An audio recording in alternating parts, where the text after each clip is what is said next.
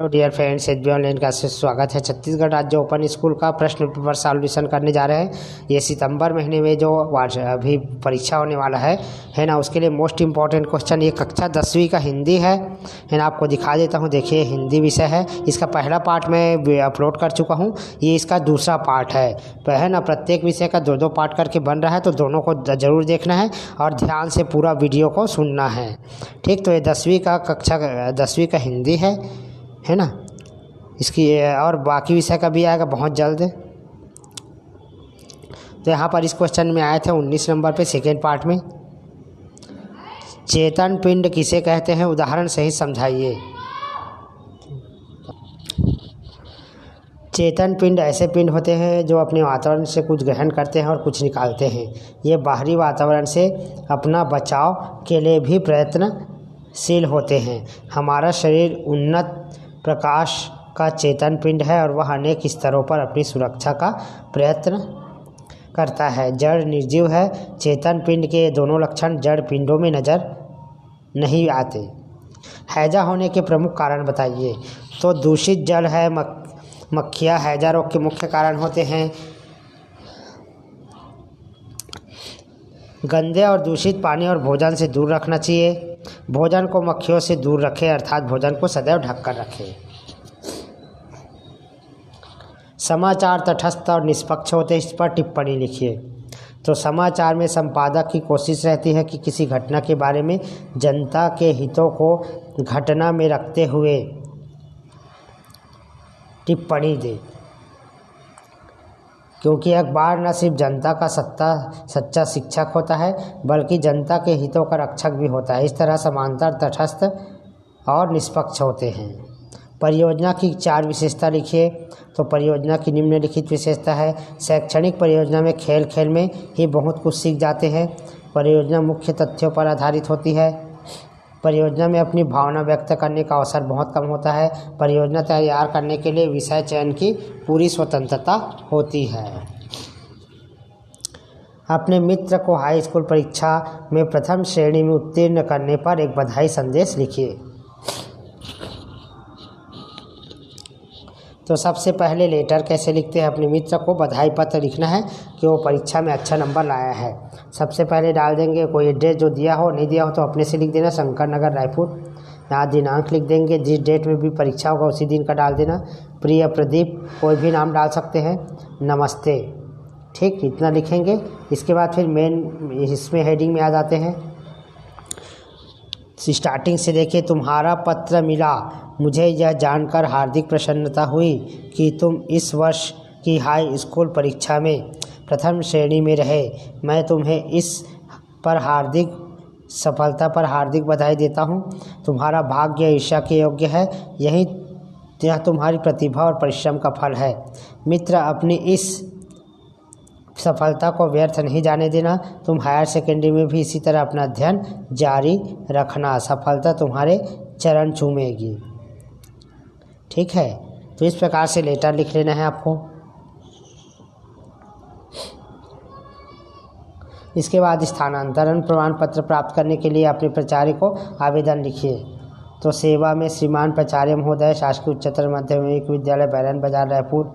स्थानांतरण प्रमाण पत्र हेतु आवेदन पत्र। महोदय, निवेदन है कि मेरे पिताजी का स्थानांतरण बिलासपुर हो गया है। मैं आपकी शाला में कक्षा 10वीं की नियमित छात्रा हूँ। मैं अपने आगे की पढ़ाई अपने पिताजी के साथ बिलासपुर पे रहकर करना चाहती हूँ, अतः मुझे शाला स्थानांतरण प्रमाण पत्र प्रदान करने की कृपा करें। धन्यवाद। यहाँ पर साइड में आप जो है नाम लिख देंगे। तो इस प्रकार पूरा एप्लीकेशन कैसे रहता है देखिए ध्यान से, देखो मैं कर दिखा देता हूँ आपको छोटा स्क्रीन करके। तो ऐसा रहेगा। इसके बाद है निम्नलिखित गद्यांश की सप्रसंग व्याख्या कीजिए।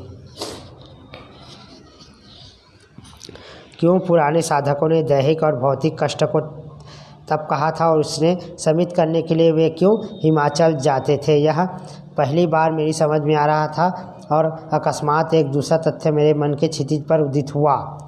तो यहाँ पर किसके बारे में लिखा है, लेखक जो है संदर्भ लिखिए यहाँ पर प्रस्तुत गद्यांश हमारे पाठ्य पुस्तक के ठेले पर हिमालय नामक पाठ से लिया गया। इसके लेखक धर्मवीर भारती जी है।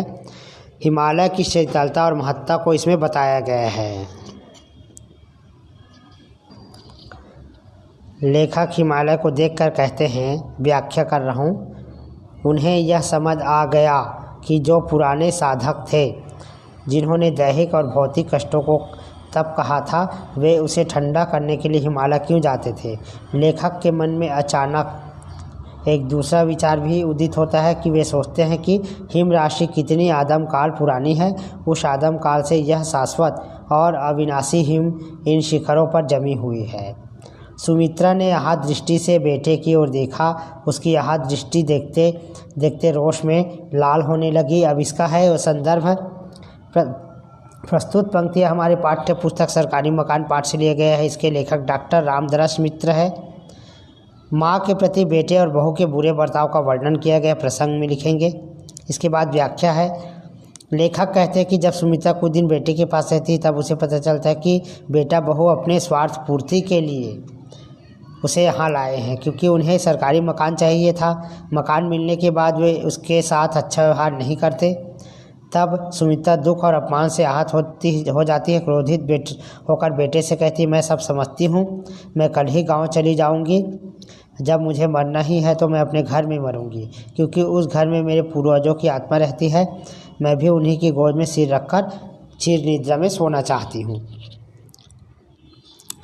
निम्नलिखित का एक पद्यांश का व्याख्या कीजिए। बूढ़े पेपर ने आगे बढ़कर गुहार की, बरस बाद सुधी लिन्ही बोली, अकुलाई लता ओह की वार की। तो प्रस्तुत पंक्तियाँ हमारे हिंदी नवगीत परंपरा के सर्वश्रेष्ठ कवि सर्वेश्वर दयाल सक्सेना द्वारा रचित मेघ आए से लिया गया है। उपर्युक्त पंक्तियों में बादल रानी के आगमन पर स्वागत की तैयारी का वर्णन किया गया है।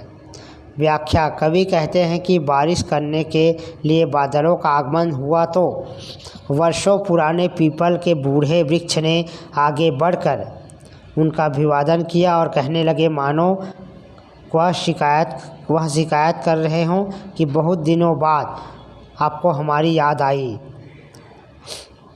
उसके बाद असवन जल सींची सींची प्रेम बेली बोई, अब तो बेल फैल गई आनंद फल होई। तो प्रस्तुत पद्यांश मीरा के पद से उद्धृत किया गया। इसके रचयिता मीराबाई है। इसमें मीराबाई ने कृष्ण के प्रति भक्ति का वर्णन किया है। मीराबाई कहती है कि कृष्ण के प्रेम रूपी बेल को मैंने अपने हृदय में आरोपित कर लिया तथा आंसुओं को सींचकर अंकुरित किया। कृष्ण प्रेम की ओर लता है, फैल गई है, उसमें आनंद रूपी फल लगने लगे हैं। मैंने इस संसार रूपी दूध को मैंने बड़े प्रेम से मत कर भक्ति रूपी माखन में गढ़ लिया है। अब यह छाछ मेरे किसी काम का नहीं, मुझे कृष्ण की रूपी भक्ति प्राप्त हो चुकी है। तो ऐसे आपको वर्णन करना है। थोड़ा सा पढ़ोगे और अपने तरीके से भी लिखोगे तो हिंदी में ज़्यादा नंबर नहीं कटता है दोस्तों। थोड़ा सा आपको स्टोरी थोड़ा याद होना चाहिए, है ना। निम्नलिखित का अपठित गद्यांश को उत्तर दीजिए। इसको पढ़ना है और उत्तर देना है। ज्ञान की प्राप्ति के लिए केवल एक ही मार्ग है और वह है एकाग्रता, मन की एकाग्रता की शिक्षा। अब इसमें एकाग्रता के बारे में बताया गया है। आप पढ़ोगे लिखोगे तो उसके लिए आपका मन एकाग्र होना चाहिए। एक निश्चित स्थान शांत जगह पर बैठकर पढ़ना चाहिए, ठीक है। और एकाग्रता ही ऐसी चीज़ है जो हमको जीवन में सफलता दिलाती है, ठीक। तो यहाँ पर इस पाठ का नाम हमको एकाग्रता ही रखना है। ज्ञान की प्राप्ति के लिए एकमात्र मार्ग क्या है? एकाग्रता है। देख लीजिए आंसर में भी एकाग्रता लिखा हुआ है। रसायनज्ञ किस तरह से तत्वों का विश्लेषण कर पाता है? रसायनज्ञ अपने प्रयोगशाला में अपनी मन की सारी शक्तियों को एकाग्र कर तत्वों का विश्लेषण करता है। शिक्षा का संपूर्ण सार क्या है? इसके बाद आइए देखते हैं, एक विषय पर निबंध लिखना है। जीवन में खेलों का महत्व। यहाँ पर विज्ञान के चमत्कार भी है, स्वच्छता अभियान है ना। तो जीवन में खेलों का महत्व ज़्यादा इम्पोर्टेंट है। तो इसके लिए मैं इसको आपको दिखा देता हूँ। आप जो है इसको थोड़े स्क्रीनशॉट वगैरह करके रख सकते हैं। स्क्रीनशॉट कर लीजिए दोस्तों, क्योंकि इसको समझाने में बहुत समय लग जाएगा। जीवन में खेलों का महत्व है ना। हमारे दैनिक जीवन में हम बहुत सारे खेल खेलते हैं और खेलों से हमारा शरीर जो है हष्ट पुष्ट रहता है, स्फूर्ति आती है ना। खेलने से हमारा दिमाग मस्तिष्क स्वस्थ रहता है, मन को अच्छा लगता है, मन प्रसन्न रहता है, तभी हम काम कर पाते हैं, है ना। तो खेल का महत्व जो है, शारीरिक गतिविधि जब करते हैं तो शरीर थक कर चूर हो जाता है, नींद अच्छी आती है तो यहाँ पर नींद का वर्णन थोड़ा कर देंगे, यानी अपने तरीके से लिखना कैसे है वो बता रहा हूँ आपको। ठीक है, इसको आप एक स्क्रीनशॉट करके ज़रूर रख लें, है ना।